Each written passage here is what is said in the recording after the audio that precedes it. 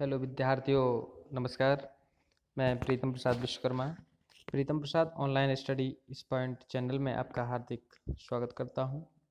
और आज फिर से मैं कक्षा 10 विषय हिंदी काव्य संकलन के सूरदास जी द्वारा रचित पद का 10वां और 11वां पदों की मैं व्याख्या करने जा रहा हूं, और जिसे आप सभी विद्यार्थीगण इसे ध्यान से श्रवण करेंगे, इसे देखेंगे और इसके महत्वपूर्ण बिंदुओं को अपने नोटबुक में नोट करते चलेंगे। ठीक विद्यार्थियों, चलो आगे बढ़ते हैं। देखें 10वां पद। चूँकि मेरे इससे पहले मेरे इस चैनल को आप सब्सक्राइब करें, इसे लाइक करें और अपने मित्रों में से साझा करें, जिससे अन्य आपके मित्रगणों के लिए भी इसका जो है लाभ मिल सके। ठीक है विद्यार्थियों, चलो आगे बढ़ते हैं। चलो गायन के साथ देखें। निर्गुण कौन देश को बसी, निर्गुण कौन देश को बसी, मधुकर कही समझाई सोहे दे, बूझति साँचि नहासी, निर्गुण कौन देश को बसी, को है जन की कौन है जननी, कौन नारी को दासी, निर्गुण कौन देशी को बसी,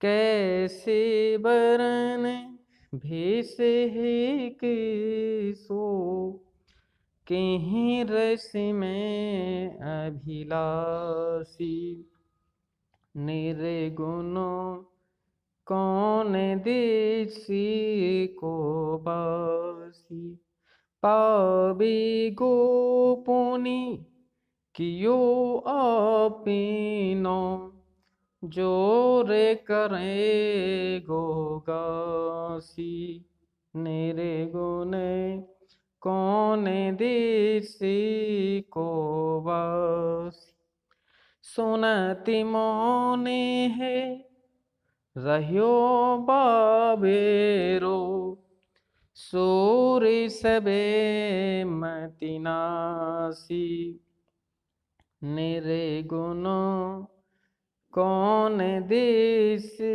को बसी। चलो विद्यार्थियों, अब इसकी व्याख्या पर आए। देखें, इससे पहले संदर्भ लिखना होता है। कैसे लिखेंगे? प्रस्तुत पद्यांश हमारी पाठ्य पुस्तक काव्य संकलन के सूरदास जी द्वारा रचित सूरसागर के पद नामक शीर्षक से अवतरित है, और इसमें भगवान श्री कृष्ण द्वारा भेजे गए उद्धव से गोपिकाओं के परस्पर संवाद का वर्णन जो है यहाँ किया गया है। और दूसरे तरीके से भी आप लिख सकते हैं, प्रस्तुत पद्यांश हमारी पाठ्यपुस्तक हिंदी काव्य संकलन के पद नामक शीर्षक से अवतरित है, और इसके रचयिता कवि वात्सल्य रस के सम्राट सूरदास जी हैं। चलो अब देखते हैं प्रसंग में। यहाँ पर श्री कृष्ण द्वारा भेजे गए उद्धव तथा गोपिकाओं के परस्पर संवाद का जो है यहाँ पर सजीव चित्रण किया गया है। अब इसके बाद आप लिखेंगे इसकी व्याख्या। देखें किस तरीके से देंगे। निर्गुण कौन देश को वासी। जब भगवान श्री कृष्ण और कंस को मारने के लिए मथुरा गए गोकुल से, तो वहीं पर वो रुक गए, और काफ़ी समय हो गया तो श्री कृष्ण ने जो है अपने सखा, अपने मित्र उद्धव के लिए गोपिकाओं को समझाने के लिए और निर्गुण ब्रह्म, निराकार ब्रह्म की उपासना का संदेश देने के लिए भेजा। उद्धव जैसे ही आते हैं और वे गोपिकाओं को समझाने का प्रयास करते हैं, तो गोपिकाएं जो है उद्धव से तमाम प्रकार के प्रश्न जो है करने लगती हैं और क्या कहती हैं, चलो देखें। निर्गुण कौन देश को वासी। गोपिकाएं उद्धव से कहती हैं, हे उद्धव, आप मुझे बताएं, जिस निराकार ब्रह्म की आप उपासना का हमें संदेश दे रहे हैं, वह किस देश का रहने वाला है। निर्गुण कौन देश को वासी, वो किस देश का रहने वाला है, अर्थात जिस निराकार ब्रह्म की आप साधना का हमें ये उपदेश दे रहे हैं, ये किस देश का रहने वाला है। और मधुकर कही समुझाए सौह दे। मधुकर, मधुकर से एक तो भ्रमर होता है और दूसरा यहाँ मधुकर से अर्थ है उद्धव, हे उद्धव, कह दीजिए, समझाई, हमें समझा दीजिए, सौह दे, मैं आपसे अपनी सौगंध देकर पूछती हूँ, पूछती साच ना हंसी, मैं आपसे सच पूछती हूँ, इसमें मैं आपसे जरा सी भी हंसी या मजाक नहीं कर रही हूँ। मैं आपसे सच या सत्य रूप में आपसे पूछती हूँ कि हे उद्धव, आप मुझे जो है इस निराकार ब्रह्म के विषय में जो है आप मुझे सच सच आप जो है बता दीजिए। आगे वो कहती हैं, को है जनक कौन है जननी। को है जनक, जनक मीन्स पिता। इस निराकार ब्रह्म का पिता कौन है। यहाँ पर गोपिकाएं उद्धव से और एक तर्कपूर्ण जो है बात करने लगती हैं, प्रश्न करने लगती हैं। को है जनक, इसका पिता कौन है। कौन है जननी, इसकी माँ, जननी यानी माँ, इसकी माँ कौन है। और कौन नारी, नारी माने पत्नी, इसकी नारी अर्थात इसकी पत्नी कौन है। और को दासी, दासी माने सेविका, इस निराकार ब्रह्म की जो है सेविका कौन है। कैसे वरन, कैसा इसका स्वभाव है। और आगे वो कहती हैं, वेश है कैसा, इसका वेशभूषा इसकी कैसी है, अर्थात कैसे वरन इसका स्वभाव कैसा है और इसकी वेशभूषा कैसी है। और किस रस में अभिलाषी, और एक किस रस को चाहने वाला। अभिलाषी, अभिलाषी माने होता है इच्छुक, ये किस रस को चाहने वाला है। पावे गो पुण्य कियो आपनो, जोरे करेगो गासी।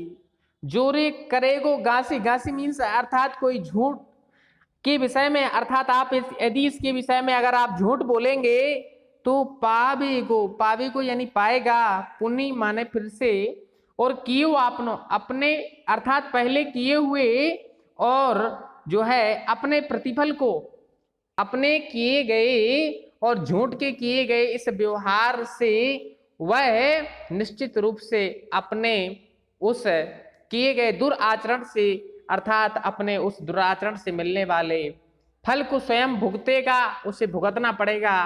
अर्थात पावे गो पुनि कियो आपनो, अर्थात पाएगा जो व्यक्ति झूठ बोल करके इसके विषय में कुछ कहेगा हमसे, वह अपने झूठ का प्रतिफल या परिणाम उसे भोगना पड़ेगा। तो जोरे करेगो गासी, अगर आप झूठ बोल करके हमसे कुछ कहेंगे तो निश्चित रूप से आपको इसका प्रतिफल या परिणाम जो है भुगतना पड़ेगा, क्योंकि मैं आपसे सच पूछ रही हूं कि मुझे तो सच बताइए। और मेरे साथ गांसी से यहाँ पर अर्थात छल कपट, मेरे साथ आप बिल्कुल भी अर्थात छल कपट का व्यवहार नहीं कर सकते, यदि आप करेंगे तो उसका परिणाम या प्रतिफल आपको भुगतना पड़ेगा। आगे गोपिकाएं कहने लगती हैं, सुनत मौन है रहियो बावरो, अर्थात सुनते हैं और सुनते ही मौन है रहियो, मौन धारण कर लेते हैं।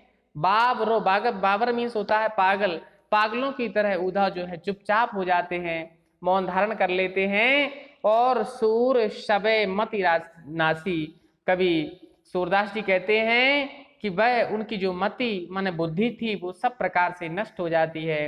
अर्थात सूरदास जी इस बात को सुनकर के मौन धारण कर लेते हैं और पागलों की तरह जो है खड़े हो जाते हैं। ऐसे लगता है मानो जो परम ज्ञानी थे, जो उद्धव, जो निराकार ब्रह्म का उपदेश देने के लिए आए हुए थे, जो समस्त योग साधनाओं के ज्ञाता थे, ऐसे उद्धव की जो बुद्धि थी वो सब प्रकार से जो है नष्ट हो गई है। इस प्रकार से गोपिकाओं के द्वारा तीखे चुभते हुए प्रश्नों को सुनकर वह जो है मौन धारण कर लेते हैं। अर्थात यहाँ पर गोपिकाएं निर्गुण को पूरी तरह से नकार करके और भगवान श्री कृष्ण के सगुण स्वरूप की आराधना करने में ही मग्न रहती हैं और वे सगुण के स्वरूप को किसी भी प्रकार से छोड़ने को तैयार नहीं होती। विद्यार्थियों, इस तरीके से आप इसकी व्याख्या लिखेंगे और एक लाइन में इसका आपको काव्य सौंदर्य भी लिखना होता है। तो यहाँ पर आप देखेंगे निर्गुण कौन देश को बासी, और यहाँ पर कुछ शब्दों की बार बार, जैसे करेगो घासी, यहाँ पर कुछ शब्दों की बार बार आवृत्ति हो रही है। तो सबसे पहले यहाँ पर अलंकार की चर्चा की जाए तो यहाँ पर अनुप्रास अलंकार हो जाएगा। अर्थात संपूर्ण कविता में यहाँ पर जो है पूरी तरह से अनुप्रास अलंकार ही इसमें प्रयोग किया गया है। और यहाँ इसमें इस पद में जो है गोपिकाओं का श्री कृष्ण के और साकार रूप की आसक्ति एवं निर्गुण रूप की वृत्ति का जो है इसमें वर्णन किया गया है। अर्थात श्री कृष्ण की साकार रूप को ही वे जो है चाहती हैं, उसी की उपासक हैं और निर्गुण को जो है पूरी तरह से अपने दिमाग से नकार देती हैं। इसी कारण से जो है परम ज्ञानी उधा जो है चुप हो जाते हैं, मौन धारण कर लेते हैं। चलो इसके बाद नेक्स्ट पॉइंट, दूसरा 11वां पद और सूर सागर का सूरदास जी द्वारा रचित और पद का अंतिम पैराग्राफ अर्थात 11वां। चलो इसे देखते हैं। संदेशो देवी की सो कहियो, संदेशो देवी की सो कहियो, हो तो धाई तिहारे सुते की, दया करत ही रहियो। संदेशो देवी की सो कहियो, यद्यपि भी तुम जानत उन्हीं की, तऊ मोही कह आवे। प्राते होते मेरे लाल लड़े ते, माखन रोटी भावे। तेले उबटेनो अरुता तो जल, ताहि देखे भज जाते। जुई जुई मांगत सुई सुई देती, क्रमे क्रमे करी के नहाती। सूर्य पथिक सुनी मोहि रेनो दिन, पढ़े यो रहते और सोच। मेरो अलग लड़े तो मोहन हुए हों, करते संकोच। संदेशो देवी की सो कहियो। ठीक विद्यार्थियों, अल्प समय में और इस टॉपिक को मैंने गायन किया। चलो ठीक है, आप इसकी व्याख्याओं को देखें जो वेरी इंपॉर्टेंट है। देखें, संदेशो देवकी से कहियो। यहाँ पर जब अब जो है उद्धव फिर से अपने मथुरा की लिए जाने के लिए प्रस्थान करने को तैयार हुए, तो संदेशो देवकी से कहियो, यहाँ पर माँ यशोदा जो है और उनको संदेशा देने लगती हैं, कहती हैं हे उद्धव, मेरा ये संदेश आप जो है देवकी से कह देना। क्या कह देना? चलो देखें।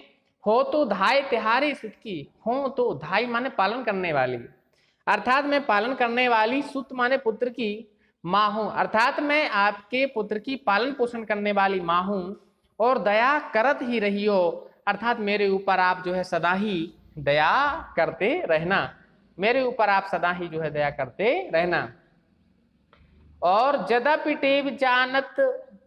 टेब तुम जानत उनकी, अर्थात वो कहते हैं संदेशो देवकी से कहियो, आगे कहती हैं कि देवकी जो उनकी वास्तविक माँ है वो उनकी हर बात को यद्यपि यद्यपि टेब माने आदत को, और तुम मतलब देवकी जानती उनकी, अर्थात आप भली भांति जानती हैं उनकी आदत को, आप भली भांति जानती हैं, क्योंकि असल में वह पुत्र जो है आपका ही है। फिर भी तऊ मोही कही आवे, फिर भी मेरा मन जो है उनकी उस आदत को, उनके स्वभाव को और जो है बखान करने के लिए मेरा मन मचलने लगता है, या कहने के लिए बेआतुर हो उठता है।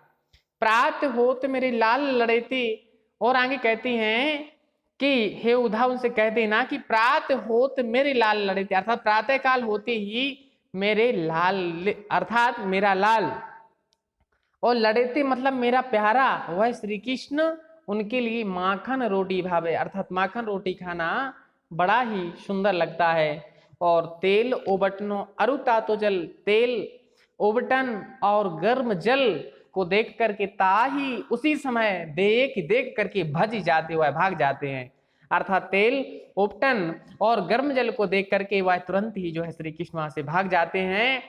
और जो ही मांगत सोई सोई देती, वो जो अर्थात जैसा जैसा वो मांगते जाते हैं सोई सोई देती, वैसे ही वैसे हम उनको जो है देते जाते हैं, अर्थात क्रम क्रम करके नहाते, और फिर भी क्रम करके जो है स्नान करते हैं, क्रमानुसार स्नान करते हैं, अर्थात माखन दही जो भी वो क्रम से मांगते जाते हैं वो हम उन्हें खिलाते हैं, और फिर क्रम के अनुसार अर्थात ये सब लेने के बाद वो क्या करते हैं, स्नान करते हैं।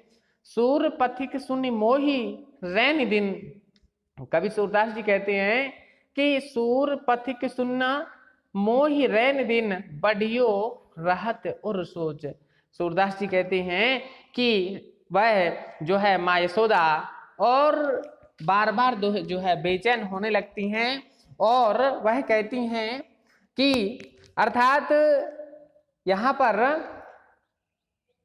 देखें सूर पथिक, सूरदास जी कहते हैं कि जिस पथिक से वो गए थे, जिस रास्ते से वो श्री कृष्ण यहाँ से गए थे, उस रास्ते को और देखते देखते अर्थात दिन रात जो है मैं उस रास्ते को देखती रहती हूँ, और बढ़ियो राहत और सोच जो है मेरे हृदय में उनके प्रति अत्यधिक बेचैनी होने लगती है, अर्थात मेरे हृदय में बड़ा ही उनके प्रति जो है बड़ी ही चिंता जो है उत्पन्न होने लगती है। और मेरो अलक लड़े तो मोहन, अर्थात वह अलक मतलब हमारे लिए अत्यधिक प्यारा था, अत्यधिक प्रिय था, और आगे वो कहती हैं अत्यधिक हमारे लिए प्रिय था, अलक लड़े तो मोहन और हवे हो करत संकोच, और वह जो है उनके विषय में सोचती रहती हैं कि वह श्री कृष्ण हमारे लिए अत्यधिक जो है प्रिय था। और यहाँ माँ यशोदा अर्थात इस तरीके से कहती हैं, माँ यशोदा उद्धव से कहती हैं कि अब मुझे और दिन और रात इसी बात की सोचती रहती हूँ कि मेरा अत्यंत वह प्रिय प्यारा वह कृष्ण उनके यहाँ भोजन करने में कहीं संकोच तो नहीं करता होगा, वह करत संकोच, अर्थात चूंकि हमारे यहाँ पर तो वो सब प्रकार से अर्थात दूध मक्खन और दही आदि सब कुछ जो है हमसे मंगा करके खाया जो है भोजन कर लिया करते थे, वहां पर शायद इस प्रकार से कोई संकोच ना करते हो, इस प्रकार से वह जो है अपने आप में विचार करने लगती हैं। काव्य सौंदर्य के अंतर्गत देखिएगा तो काव्य सौंदर्य में यहाँ माता के हृदय के सहज जो है भाव व्यक्त हुए हैं, और यहाँ पर श्री कृष्ण के प्रति और माँ यशोदा जो है अत्यधिक चिंतित जो है दिखाई गई है इसमें। और यहाँ जो है भाषा इसमें ब्रज है, अलंकार स्वभावोक्ति है, और इसमें रस जो है एक माँ का अपने पुत्र के प्रति प्रेम दिखाया गया है, अतः यहाँ पर वात्सल रस है, यहाँ गुण माधुर्य है, और शब्द शक्ति जो है यहाँ पर अभिधा है। ठीक है ना। ठीक है विद्यार्थियों, इस तरीके से आपका ये सूरदास जी द्वारा लिखित पद का ये संपूर्ण पाठ कंप्लीट हो गया है, और इसके लिए आप एक दो बार बार दोहराएंगे इसे, बार बार श्रवण करिए इसे, और निश्चित रूप से आपके लिए कंप्लीट हो जाएगा। ठीक है विद्यार्थियों, और इससे पहले मेरे इस चैनल को आप सब्सक्राइब कर लें, लाइक करें, शेयर और कमेंट करें, बेल आइकन को जरूर दबाए रखें, जिससे आने वाले नोटिफिकेशन की जानकारी आपको समय समय पर उपलब्ध होती रहे।